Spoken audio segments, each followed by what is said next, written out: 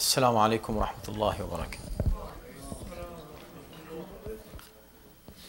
أعوذ بالله السميع العليم من الشيطان اللعين الرجيم. بسم الله الرحمن الرحيم.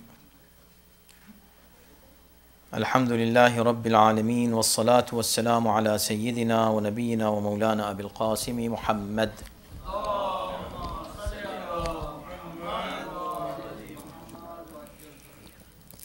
وآله الطيبين الطاهرين المعصومين. بسم الله الرحمن الرحيم.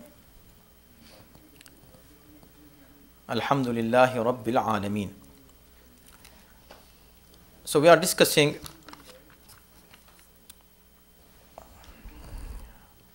the dua Kumail, and the passage that we reached to discuss was this one: Ilahi wa Mulai ajrayta alayya hukman ittaba'tu fihi hawa nafsi.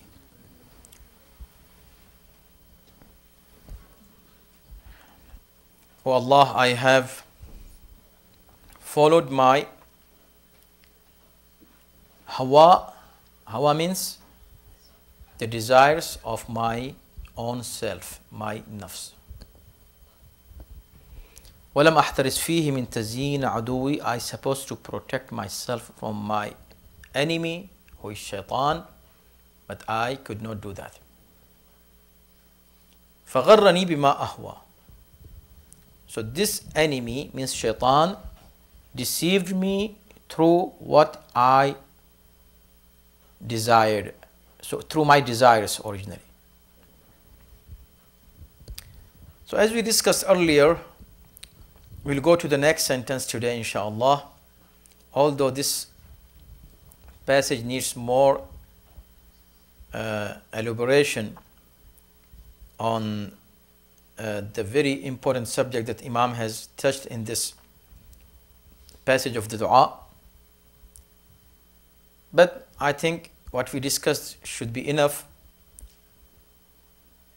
And the conclusion is that when we do a mistake, when we, Allah forbid, commit a sin or anything wrong, we put all the blames on shaitan. And we say that shaitan originally has done it. You can blame shaitan to some extent, but not to the extent that you try to keep yourself clean and not responsible for anything, and shaitan is responsible for anything you have done. No, this is not right. So that's why Imam in this dua is teaching us. So you should understand that who is responsible for anything wrong I have done in this life. And originally, what is wrong? First of all, we should understand what is wrong and what is right. Anything which is against the will of Allah is wrong. Anything which is according to will of Allah is right. Anything which is under the category of obedience of Allah is right. Against the obedience of Allah, it is disobedience of Allah, is wrong. So this is main criteria. And this is how we even understand the human values. Based on human values, even those who don't believe in Allah subhanahu wa ta'ala, how they distinguish between right and wrong, Allah subhanahu wa ta'ala has given them this aql. They've given them the faculty of intellect, the ability of thinking and understanding and distinguishing between right and wrong. Through this aql, they can distinguish what is right and what is wrong. And this is what we call it human values, not just Islamic laws. So there are, and Islamic laws are very close to human values. So first of all, I am responsible for any wrong. Why? Because اتبعت فيه hawa nafsi, because I obeyed my own desires. I didn't obey Allah. I'm supposed to obey Allah subhanahu wa ta'ala. If me, myself. Shaitan is not here in between now. I should blame my desires first before I blame shaitan. That's why Imam has mentioned shaitan as part of this issue of wrong that we do in this life. But he is not the whole and sole responsible for everything. As some people say, and there is a sect which blames shaitan for everything, and for anything that shaitan has done, they put the responsibility on Allah subhanahu wa ta'ala by saying that khayrihi wa sharrihi, the good of human being and bad of human being, min Allah, from Allah subhanahu wa ta'ala. So whatever a human being is doing good is from Allah, he is doing wrong, it is from Allah. We don't say that. We don't believe in that. Why? Because those people who say khayrihi wa sharrihi, every good and bad is from Allah, they believe that Allah has created the right and He created the wrong. But what we say, He created the right, He created the khair, but He did not create shar. Allah is not the creator of shar. Shar is from human being, and shar is nothing but disobedience of Allah and obeying your own desires. This creates shar. So human being is between this khair and shar every time, all the times in his life. So Imam says, first blame goes to you. You are responsible for wrongs, for mistakes. How about shaitan? Yes, he is also responsible and he is your enemy. But see the beauty of the sentence that Imam has used here in this dua when he says, وَلَمْ أَحْتَرِسْ فِيهِ مِنْ تَزْيِينِ عَدُوِّ. About the desire, he did not say the way he described shaitan. He did not describe nafs in this way. There's a new point that I'm mentioning today in this session of our discussion. Although we have discussed many times, and every time we read it, we find new points in the kalam of Imam, amazingly. So see, when he speaks that who is responsible for our deeds, especially wrong deeds, so first he mentions hawa nafsi, directly, my desires. What is my desires? That's it, that's my desires. Hawa nafsi. But shaitan, when he speaks about shaitan, he didn't mention shaitan, he mentions some of his qualities. Number one, aduwi. He is my enemy. Number two, tazyin. Tazyin means my enemy. What he does, he makes things which are really wrong, makes them very attractive for me. Gives them zinat, gives them attraction, ornament. And let me incline towards those things which have no value. But he makes them big deal for me. So he is the one. So first, he is adu. Second, he has the ability to give zinat to anything though has no value and make it big for me in my eyes. Third thing, he can penetrate my walls or fence of protection. That I can have a fence. If you have fence around your house, the pets cannot enter your backyard. If you have good walls and good windows and good doors, the thief cannot enter in your house. But if you don't have good walls, you don't have good protection, or your door is not strong or not locked, so the thief can enter it easily. So this is what I am responsible for, this thief, my enemy, this shaitan, to enter my home of my heart and my mind. Lam ahtaris, I did not protect myself. I did not protect my mind. I did not protect my heart.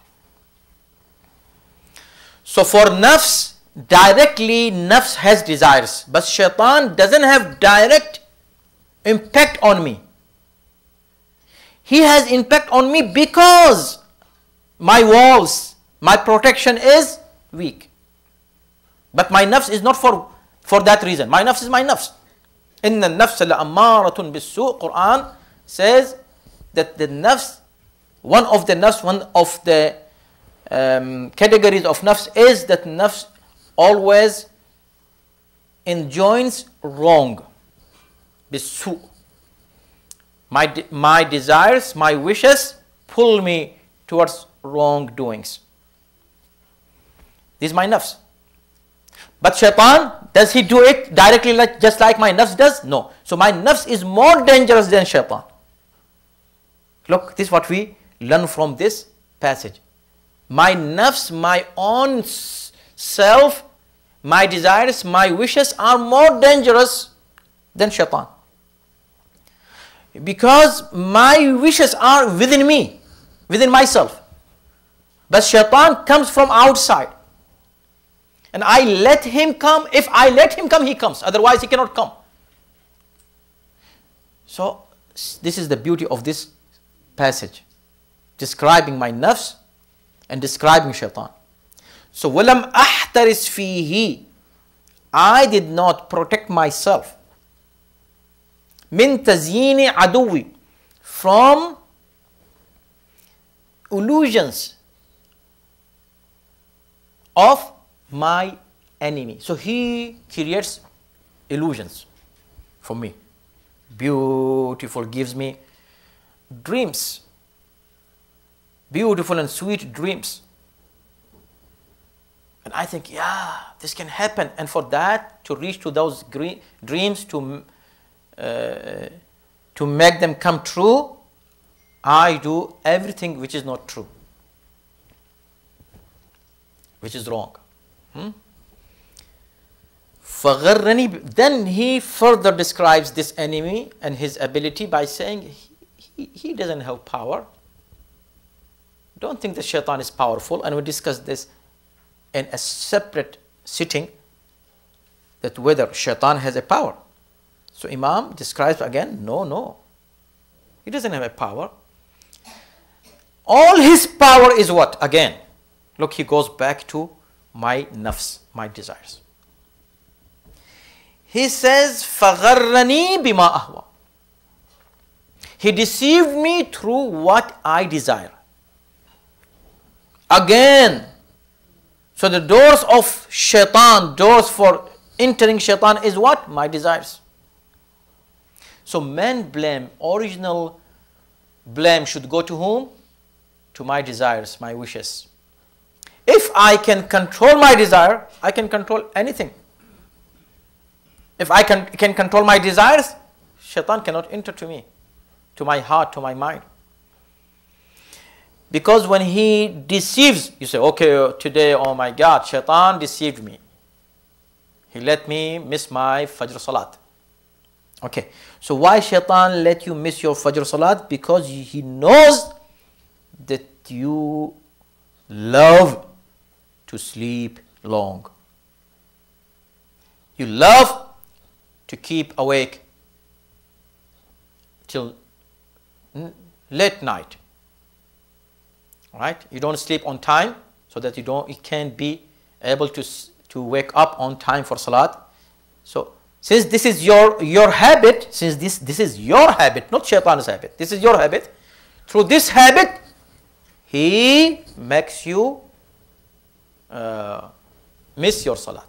Now you're blaming shaitan, not blaming the reason why shaitan came to you. So فَغَرَّنِي بِمَا أَهْوَى. He always comes to me through what I desire.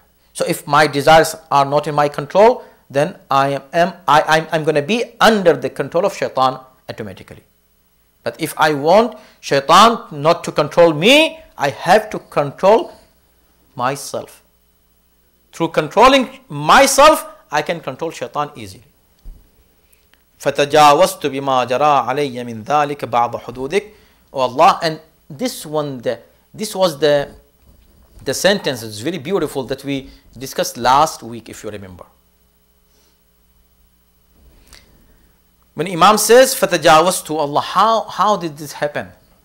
That my desires made me do wrong things. How shaitan deceived me. How? What was his deceptions? So, Imam is telling us in his dua and asking, originally dua means we are saying this to Allah, we acknowledging this truth, this reality. فَتَجَاوَزْتُ. How he deceives me? When shaitan wants to come and deceive me, what he does? He ultimately makes me do what? Makes me do what? فَتَجَاوَزْتُ بِمَا جَرَى عَلَيَّ مِنْ ذَلِكَ بَعْضَ حُدُودِكَ. He makes me to cross the limits set by Allah subhanahu wa ta'ala. So there are limits that Allah has set for every human being. And shaitan knows how to make us cross those limits. فَتَجَاوَزْتُ. What are the limits? Hududullah. We discussed this in details in last session. فَتَجَاوَزْتُ بِمَا جَرَى عَلَيَّ مِنْ ذَلِكَ بَعْضَ حُدُودِكَ. And the beauty of the word ba'da that Imam used here. Subhanallah, how amazing this dua is. I crossed some of your limits, O Allah.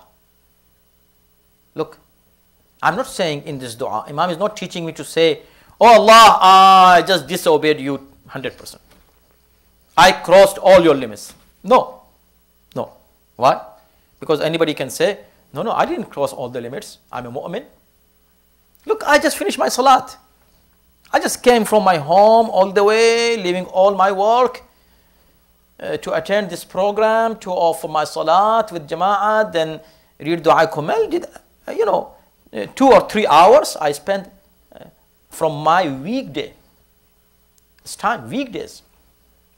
So, this is not wrong what I did. This is something good. Imam says, yes, right.